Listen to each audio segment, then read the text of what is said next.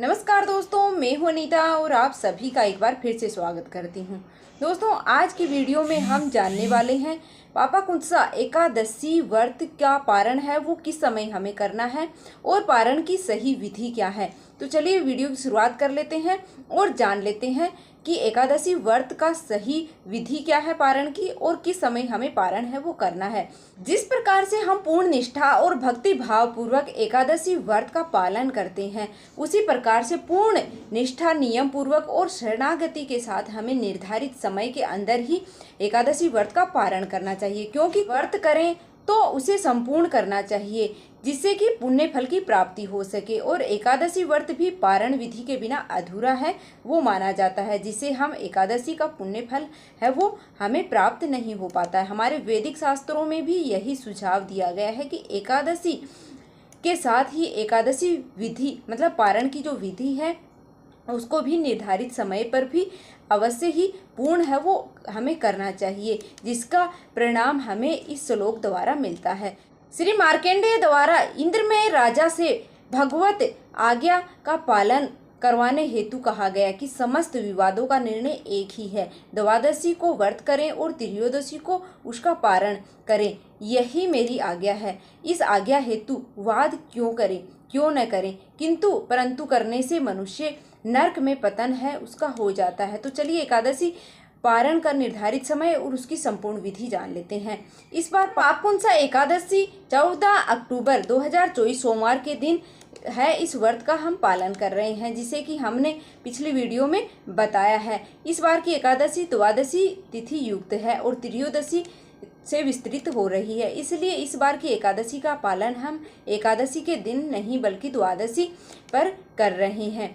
यानी कि 13 अक्टूबर की जगह 14 अक्टूबर को ही हम इस व्रत का पालन करेंगे और इसका पारण है वो त्रयोदशी के दिन यानी कि 15 अक्टूबर 2024 मंगलवार के दिन करने वाले हैं। इस दिन ब्रह्म मुहूर्त का समय है वह रहने वाला है सुबह 4:53 पर और सूर्य उदय है उसका समय है वह रहने वाला है 6:29 पर। एकादशी व्रत का पारण है वो निर्धारित समय में किया जाता है।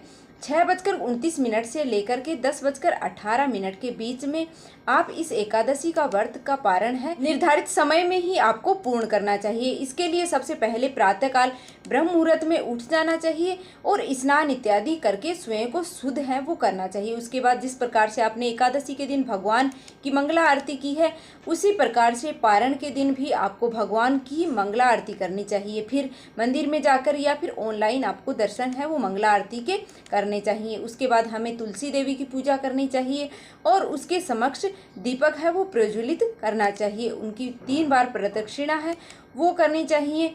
फिर तुलसी देवी के समक्ष बैठ कर के हरे कृष्णा महामंत्र का है वो आपको जप करना चाहिए। जितनी देर आप कर सकते हैं आपको जप है वो करना चाहिए।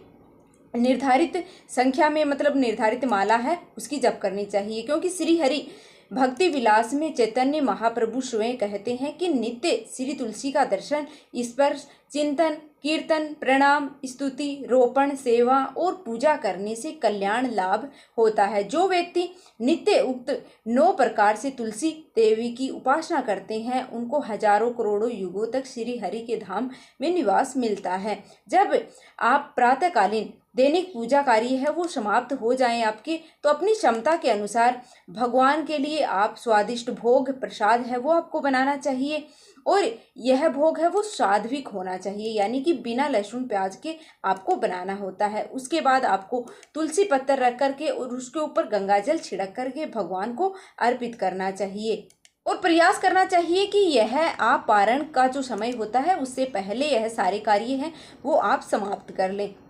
उसके बाद संभव हो तो अपने घर में किसी वैष्णव और ब्राह्मण को आमंत्रित करना चाहिए और उसको सम्मान पूर्वक आसन प्रदान करना चाहिए। भगवान को जो भोग लगाया है उसी को प्रसाद के रूप में आप अर्पित करके और भोजन कराएं। जब वे इस प्रसाद से संतुष्ट हो जाएं तो फिर उन्हें अपनी क्षमता के अनुसार कुछ न कुछ दान दक्षिणा है वो अवश्य ही देने चाहिए।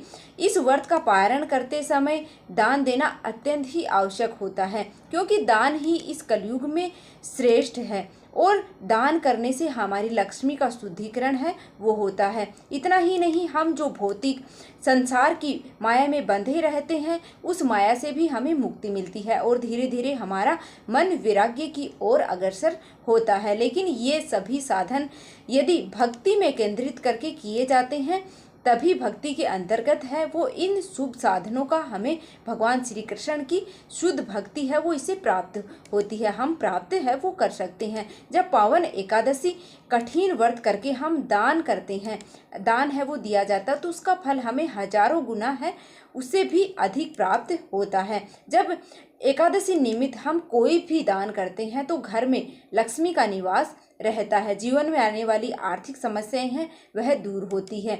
और इसलिए प्रत्येक व्यक्ति को अपनी सामर्थ्य के अनुसार है वो कुछ ना कुछ दान अवश्य ही इस दिन करना चाहिए। अगर यह संभव ना हो सके तो आप घर में किसी को नहीं बुला सकते हैं, भोजन आप नहीं करवा सकते हैं, तो एकादशी निमित्त आप कुछ ना कुछ बाहर जाकर है वो आप दान दे सकते हैं, मंदिर में जाकर दे सकते हैं, ज़रूरतमंद व्यक्ति को आप दान दे सकते हैं। या फिर एकादशी से निमित्त हम उस दान को लक्ष्मी को एक तरफ निकाल करके रख सकते हैं। जब कहीं बाहर निकले तो उस समय हम उस दान को किसी ज़रूरतमंद व्यक्ति या फिर मंदिर में हम दान है वो कर सकते हैं, गायों को चारा खिला सकते हैं। अगर आपको लगता है कि ऑनलाइन मतलब दान करने की सुविधा है तो वहाँ पर भी आप कर सकते हैं, पर ध्यान रहे कि किसी योग्य स्थान पर जहाँ आपका दान है, जहाँ आप दान दे रहे हैं तो उस दान का है वो उपयोग हो रहा हो, उस स्थान पर आपको दान है वो करना चाहिए। दान देने से व्यक्ति के अंदर अपने धन के प्रति आसक्ति है वो कम होती है और इससे जो पुण्य फल मिलता है उसके कारण मनुष्य की मुक्ति के मार्ग हैं वो अग्रसर होते हैं। यह सभी कार्यों से पूर्ण करने के बाद स्वयं को निर्धारित समय के अंदर ही पारण है वो करना चाहिए। भगवान श्री कृष्ण की अत्यंत प्रिय एकादशी तिथि पर भगवान की पूजा आराधना करनी चाहिए। यह सभी कार्यों को पूर्ण करने के बाद स्वयं भी निर्धारित समय के अंदर पारण करें और भगवान श्री कृष्ण की अत्यंत ही प्रिय एकादशी तिथि पर भगवान की पूजा आराधना भक्ति से है वो करनी चाहिए, जिससे कि भगवान है वो शीघ्र ही प्रसन्न होते हैं। और एकादशी द्वादशी को विशेष रूप से श्री हरि से निर्मित समर्पित है वो होना चाहिए। अब पारण के समय के अंदर ही आप भगवान से प्रार्थना करते हुए स्वयं को एकादशी व्रत का पारण करें। और आप जब पारण करने जा रहे हैं तो सबसे पहले भगवान के समक्ष जाकर के हाथ में गंगाजल लीजिए और एकादशी के लिए जो संकल्प लिया था उसे भगवान को अर्पित आपको करना चाहिए। भगवान से प्रार्थना करते हुए इस प्रकार से कहना चाहिए, हे पुरुषोत्तम, हे भगवान, मैंने जो एकादशी व्रत किया है अब मैं उस एकादशी का पारण है वो करने जा रही हूँ जिसका फल मैं आपको अर्पित कर रही हूँ, तो कृपया प्रसन्नता पूर्वक आप इसको स्वीकार करें और मुझे अपनी शुद्ध प्रेमा भक्ति और भक्तिमय सेवा है वो प्रदान करें। इस प्रकार भगवान का स्मरण करते हुए उसे प्रार्थना करते हुए भगवान को जो भोग अर्पित किया था उसी को प्रसाद के रूप में आप स्वयं है वो उसको प्रसाद के रूप में ग्रहण करें और इस एकादशी व्रत का पारण करें। अगर आपके पास जगन्नाथपुरी में मिलने वाले जगन्नाथ जी के चावल हैं तो उसके साथ आप व्रत का पारण है वो कर सकते हैं। अगर वह नहीं है तो आप अन्य प्रसाद के साथ है वो एकादशी व्रत का पारण है वो कर सकते हैं। जिन्होंने निर्जल व्रत रखा है वे जल के साथ पारण करें और जिन्होंने फल या फिर दूध एकादशी प्रसाद जो लिया है तो वे अन्न प्रसाद के साथ है वो व्रत का पारण करें। तो यह थी पारण करने की संपूर्ण विधि। अगर आपको यह वीडियो उपयोगी लगी है तो इसे बाकी लोगों के साथ भी शेयर कर दें और वीडियो को लाइक करके और चैनल को सब्सक्राइब कर लें, जिससे कि आगे आने वाली वीडियो के नोटिफिकेशन भी आपको सबसे पहले मिलते रहें। तो मिलते हैं फिर से एक और वीडियो के साथ। भगवान श्री कृष्ण की कृपा है वो आप और आपके परिवार पर सदैव ही बनी रहे। धन्यवाद।